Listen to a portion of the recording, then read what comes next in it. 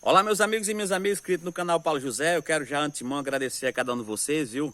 Pela forma carinhosa que vocês estão aí lidando com o meu canal, se inscrevendo, pedindo, compartilhando, tá? Isso é a motivação pela qual nós estamos aqui se expondo a vocês e contando a nossa história, tá? Nossa história é uma história simples, é uma história de uma pessoa humilde, né? Uma pessoa trabalhadora, igual você também, do outro lado aí da tela, mas uma história que eu acho interessante para mim e também me considero um vencedor, porque eu, como eu falei lá naquele vídeo anterior, conheci sala de aula aos 28 anos de idade, né? Persisti, consegui chegar, ter o nível superior, né? Aí eu tô aqui contando para vocês como as dificuldades às vezes vem para nos dar, nos alavancar, né? Alavancar a nossa vida, nos dar força, motivar. E você que está do outro lado é a minha motivação, tá? É por você, é por vocês que eu estou contando a história também, por nós, né? Sobre nós, sobre você, porque assim, acredito que a nossa história ela motiva de alguma forma as pessoas a contar a sua história, se expressar, né? As pessoas têm história parecida. Ah, Paulo, aconteceu comigo, tem uma história parecida com a sua, que legal. Continue assim. Então isso me dá força para que eu possa contar para vocês. Eu estou aqui na chácara do nosso amigo Mauro, né? Os moradores aqui são Marcelo, Viviane, Lívia, esse povo maravilhoso aí que cede esse espaço para nós estar aqui gravando para vocês. A fauna, né? E a flora, que é muito bonita aqui, muitos pés de buriti. Um lindo rio aqui, ó, onde tem bastante peixe, eles pescam bastante aqui para, né, às vezes para sobrevivência, alguma coisa, para um alimento. Enfim, eu quero falar para vocês quando eu saí de Cascavel chegando em Araguaína. Quando eu chego em Araguaína, que o meu amigo Zé Roberto vai me receber, né, lá na rodoviária, então eu já chego querendo encontrar novidade. Tem aquelas placas lá onde tem os destinos dos ônibus, né? Onde tem o destino dos ônibus, Goiânia, São Paulo, Rio de Janeiro, Imperatriz, Maranhão, esse lugar assim. Fortaleza, Ceará, enfim. Aí eu comecei a ler, né? Aí tinha um nome lá, Anápolis. Só que eu não sabia ler direito, eu comecei a juntar ele e falei Anápolis. Rapaz, quando eu falei Anápolis, o meu amigo Zé Roberto, que eu até falei para ele que citar o nome dele aqui, ele quase morre de sorrir. Como é que é, Paulo? Eu tornei ler Anápolis. Aí pronto, não prestou não, moço. Isso foi assim uma onda de risada, sabe? Constantino, Fatinha. A Fatinha era mais séria, né? A Fatinha, mulher do Constantino, não gostava muito de sorrir dessas coisas não, do mal feito dos outros não. Mas Zé Roberto, Messias, Zé Constantino, os meninos dele, todo mundo sorria, né? Porque eu li o nome Anápolis, Anápolis. Enfim, aí naquele dia pra lá eu fiquei pensando, eu digo, daquele dia pra frente eu coloquei na minha cabeça que um dia eu iria estudar para que eu pudesse me expressar, né? As palavras certas, os nomes certos. Hoje eu ainda estou aprendendo, não falo muito certo, mas estou cada dia mais tentando aperfeiçoar, né? A minha dicção, o meu dialeto, essas coisas. Então, meus amigos, foi assim que aconteceu. E aí começou a nossa história em Araguaína. Nós fomos morar lá, como eu já falei na vida anterior. Lembrando que o Constantino, hoje ele é um grande homem de Deus, viu? Ele se converteu ao cristianismo aqui em Araguaína, voltou para o estado do Ceará como pastor, dirigiu uma grande igreja lá, está dirigindo, né? É multiplicador aí de propagação do evangelho. Esse grande homem aí, quem tem o meu respeito, o meu carinho. Um abraço a Constantino, a pastora Fátima aí em Cascavel, Ceará, viu? A Cristiane, seu esposo, todos vocês. Então é por essa motivação que nós estamos aqui. E nisso, chegando em Araguaína, nós fomos trabalhar no crediário, como eu já falei para vocês. E lá nos vídeos mais na frente eu vou contar as histórias engraçadas. Quando a gente dizia para os meninos, olha, vocês não vendam em ambiente que as mulheres moram fora, ou seja, aquelas casas de... Eu não vou dizer... aquelas casas de prostituição, né? Que as mulheres vêm para fazer programa, essas coisas. E os meninos, os vendedores, eles parecem que faziam era tirar mesmo de botar na linha mesmo, botar no roteiro que eles tinham que vender ali.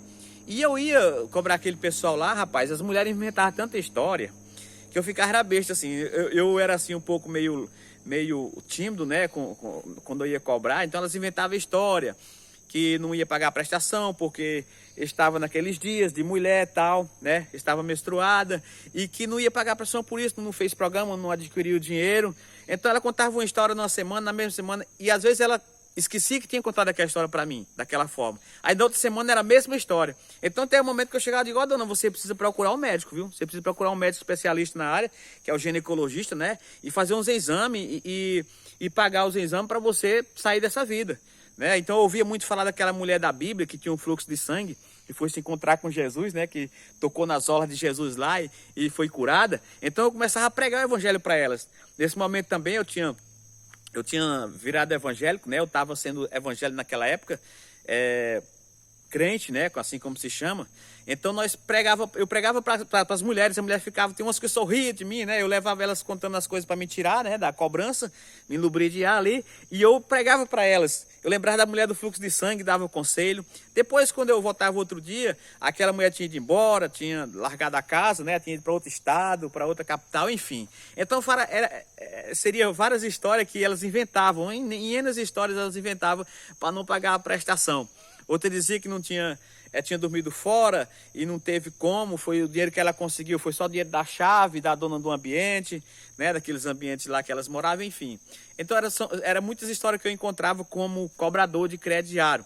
Às vezes eu chegava na casa, os meninos vinham encontrar comigo, né, diziam, ah, mamãe, chegou o cobrador, que na verdade eu não era cobrador, mas era assim como denominava, né, porque a gente vendia na porta e eu também vinha buscar o dinheiro na porta, né, os vendedores vendiam, a gente pegava a ficha, e aí eu vinha receber o dinheiro na porta, mas eles denominavam a gente como cobrador.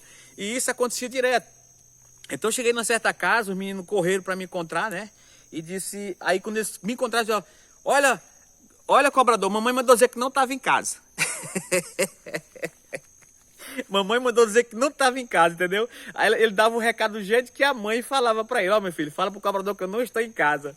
E certa vez eu cheguei, não deu tempo dela, da mulher que ia pagar a prestação se esconder, ela se escondeu atrás de um armário que tinha assim, entre a cozinha e a sala, certo? Dava acesso. Então quando ela escutou a zoada da moto que correu para se esconder, eu vi ela passando assim pela porta do meio, né? E aí ela se escondeu. A parte de cá, mas a parte de baixo, o armário, você sabe que ela tem aquela parte, né? Que aquela parte das perninhas do armário fica...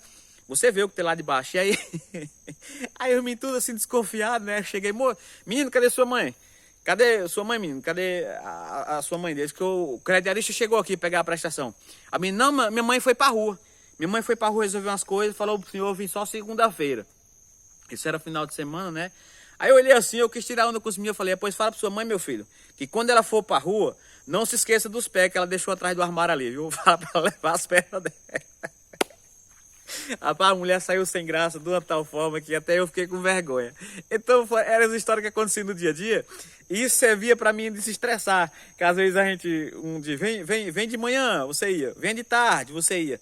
Vem às 18 horas, boquinha da noite, tá? Que eu tô com dinheiro aqui. Não, venha só sexta-feira, outro vem no sábado. Outro, não, eu trabalho só sábado até meio-dia, venha sábado à tarde. Então, assim, era aquela luta, sabe? Eu tinha que estar lá indo, pegar aquele dinheiro e, das prestações. Isso eu trabalhei por bastante tempo. Foi durante 7 anos, né? Eu trabalhei por um rapaz aí, em Araguaína. E eu se tornei cobrador, recebedor de crediário, né? Aí eu chamava cobrador. E isso, moço, é as histórias que... Às vezes eu saía sorrindo. Dava uma crise de riso assim... Da natureza das pessoas contando história, desculpa para não pagar as prestações. Às vezes pessoas simples também, pessoas que trabalhavam ganhando salário mínimo, né? Pessoas assim, mal pagador mesmo, eu acho que eu não encontrava quase ninguém, porque eu fui um cara que sempre, mesmo cobrando, eu não fiz inimizade, né? Eu sempre não fiz, sempre eu fiz amigos, né? E as pessoas gostavam de pagar dinheiro, falavam que eu era uma pessoa compreendida, né? Compreensiva. Então, assim, eu sempre gostei de fazer esse trabalho e trabalhei por 7 anos como cobrador e vendedor na cidade de Araguaína, nas ruas de Araguaína. E é uma satisfação hoje estar falando isso aqui para você. Mas é uma história assim também que marcou, porque a gente via a necessidade das pessoas, né? Via que as pessoas não tinham dinheiro, umas estavam falando a verdade e outras usavam do artifício de pouco dinheiro para não pagar as prestações. E outras inventavam história que não colava, não batia, entendeu? Tipo essas mulheres lá das casas da luz verde, luz vermelha, enfim. Essas casas que são denominadas assim, casas noturnas, né? Então isso aconteceu aqui em Araguaína, na cidade onde eu moro até hoje, e eu estou contando aqui para vocês, tá certo? A você que está chegando agora no nosso canal aí, vai lá, se inscreve, Paulo José da Silva no YouTube, contando a minha história, tá bom? Deixa o seu like, tá bom? Que isso é importante para nós, tá? Para todos nós, deixa o seu like aí, tá assim, o seu gostei, tá ok? E até o próximo vídeo, meus amigos. Um abraço, fiquem todos com Deus!